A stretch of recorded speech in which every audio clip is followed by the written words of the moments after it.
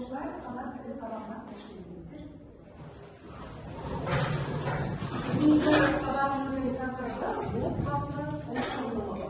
Сабақтың мақсаты тұтас емес кесте, диаграмма, сызба, сурет мәтіндердегі мәліметтерді салыстырамыз, өңдейміз. Салалас бұрмалас сөйлемдердің мағыналық түрлерін ажырата білеміз, оларды түрлендіріп қолданамыз. Олай болса, балалар, қазір тапсырма орындаймыз. Ең бірінші тапсырма топтық жұмыс, оқылым тапсырмасы. Қазір екі мәтін беріледі. Екі мәтінді оқып, салыстырыңдар, сұрақтардың жауабын тәсіл әдісімен анықтаңдар.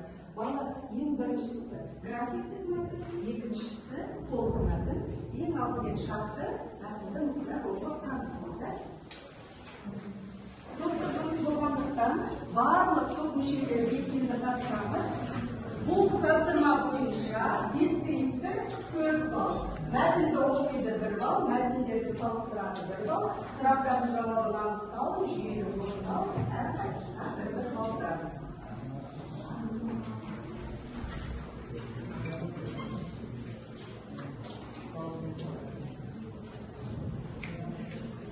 Олар мәтінді оқып болсаңыздар, қарсы әдісі бойынша құрастырамыз. Сұрақтардың жауабымен. Топтық жұмыс белсенді болып, топ кең орындайтын жоба.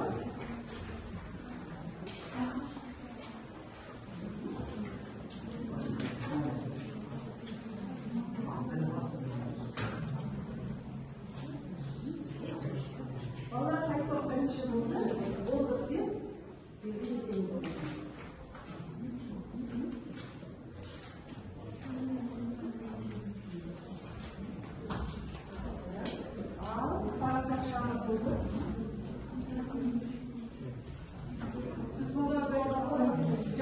Жарайсыздар балалар.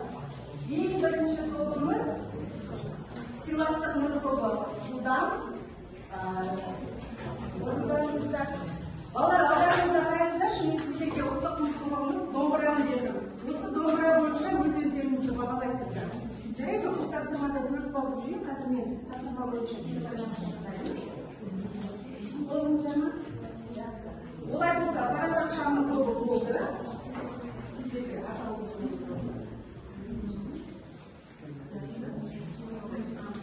Жарайсыздар. Ал сыйластық нұры тобы тапсырманы оқып, салыстырып, өңдеп, тәсіл әдісімен орындағандарыңыз көрінеді. Дұрыс орындапсыздар. Сіздерге сұрақ.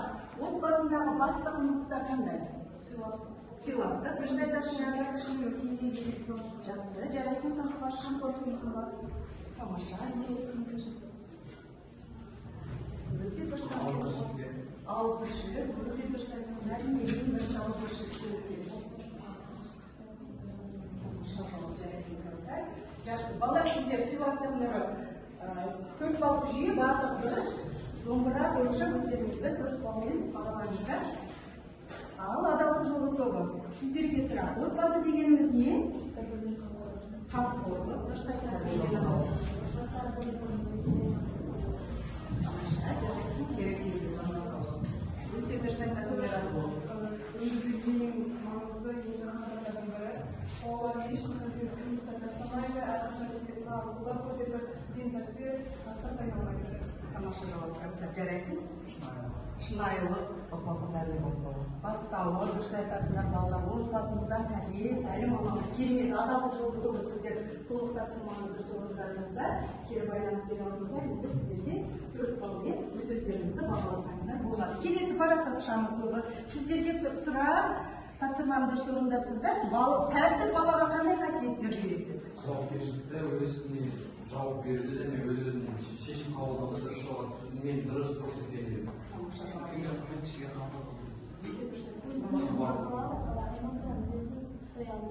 Өз-өзіңізді бақылауға үйретеді. Тамаша. Қамқорлықты үйретеді. Дұрыс әрине Әлихан. Бейбітшілікке. Жақсы Әлихан. Ал қалай?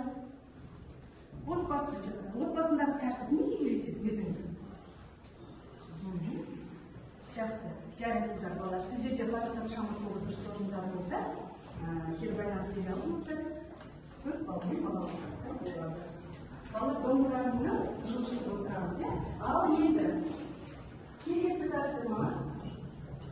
Тақтаға ең алдымен назар аударайық, бала тапсырманы орындамас бұрын үлкен тілдік бағдарларды еске түсірейік.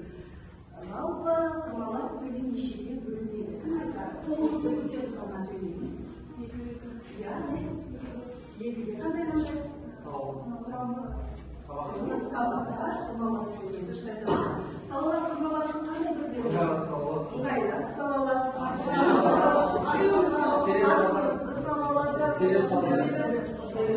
Себеп салдар, салалас тағы да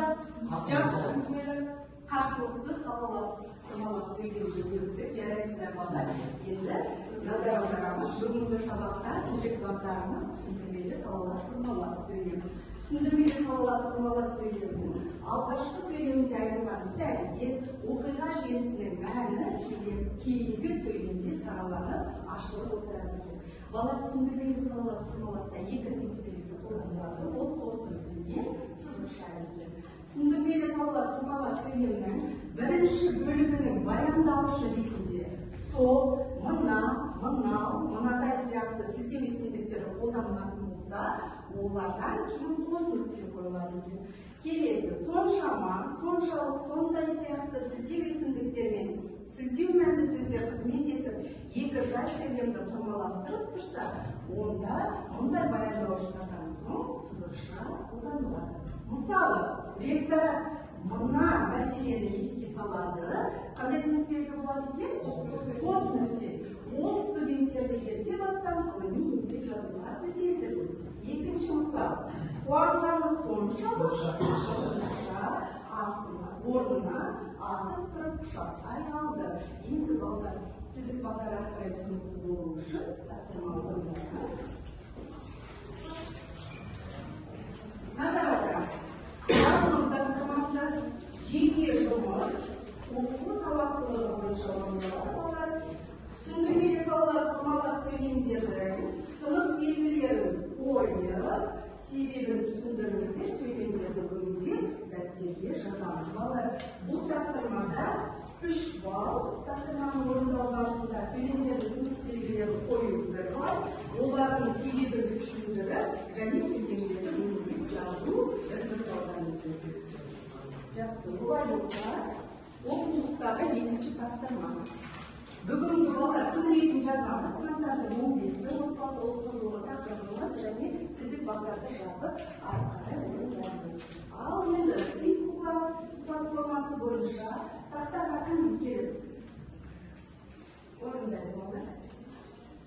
Қалғанымыз дәптермен жұмысты жасай береміз. Оған оқушылар айтамыз, ал бірінші сөйлемге қандай принциптерге қойылады? Кім келеді?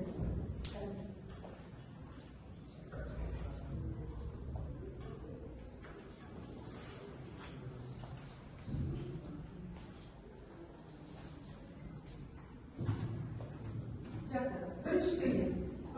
Жақсы, келем. Қойса.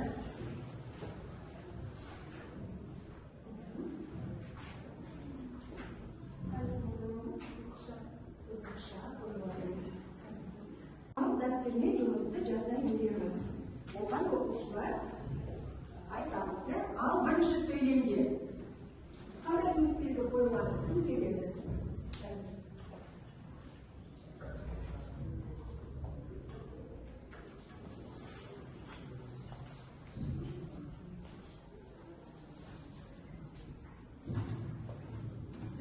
Бірінші сөйлем. Жақсы, келем. Қойса.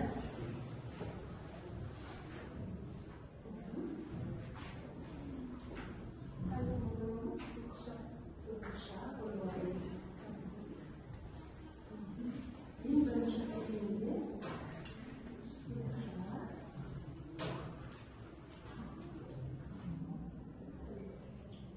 қойылады. Ал не себепті сызықша қойылады? Түсіндіріп өтсем? Себебі түсіндірмелі салалас қырмалас сөйлемнің бірінші бөлігінде баяндауыштар келген. Егерде соншама, соншалық, сондай деген сілтемесін келсе, сызықша көзбексін. Баяндаушы ретінде сондай сілтемесіндегі жарайсыңдар. Келесі тапсырма бойынша аяулы келеді. Қандай жұмыс болсын? Мен бұл жерде қосымша қойған себебі, егер сөйлемде соңына оның есімдерге сілтемесінде келген сәтте, міндетті түрде қосымша қойған. Жарайсың, болсын. Дұрыс па балалар? Бәріміз осы жүйе бойынша отырғанымызға келесі үшінші сөйлемге кім келеді? Келе алсаңыздар. Қандай жұмыстар болады? Қолға берген болса да, қолда кітап түспек, мен оқып жүреді. Мен бұл жерде сызша қойған себебі, түсіндірме салыстырмалас сөйлемде баяндаушы ретінде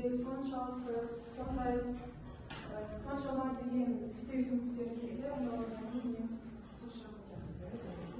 Келесі. Төртінші сөйлемге кім шығады? Төртінші сөйлемге. Ясы.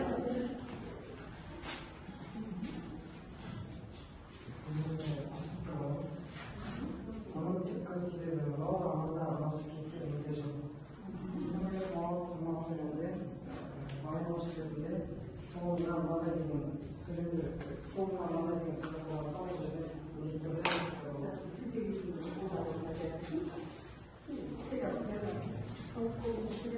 Alğanız bağlı yazmadığımızda bu cihazlardan salası soğukta bağırmamız cihazlanmaz.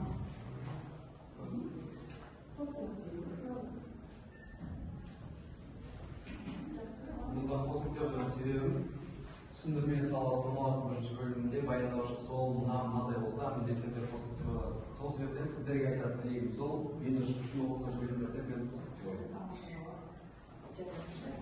Ал балалар, кім жолды жазып отырған оқушылардан? Бұл тапсырма бойынша 3 балл.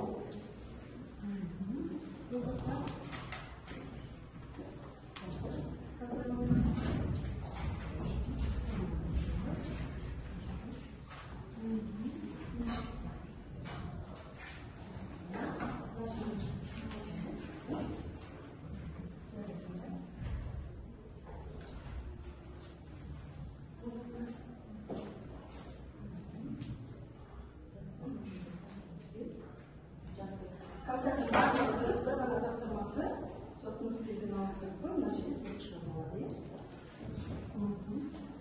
Жақсы. Ал балалар, сіздерде ше адалдық жолы тобы кімдер болды? Болды па? Жақсы болса.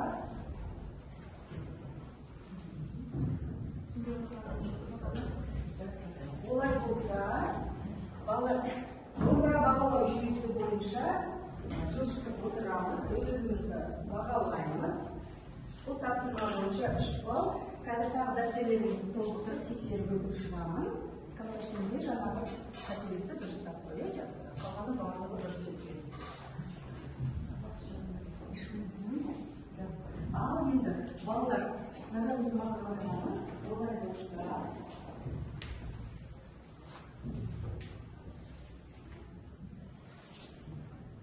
бүгінгі отбасы ұлт құндылығы тақырыбы бойынша келіп айтамыз берсеңіздер. Тілдік дағдар, тапсырмалар бойынша сіздерге сабақтан шалқы түсінікті болды. Сабақты түсінбедім, сұрақтарым бар, және сабақты түсінбедім. Келіп, осы үшеудің бірін жолда келіп айтамыз.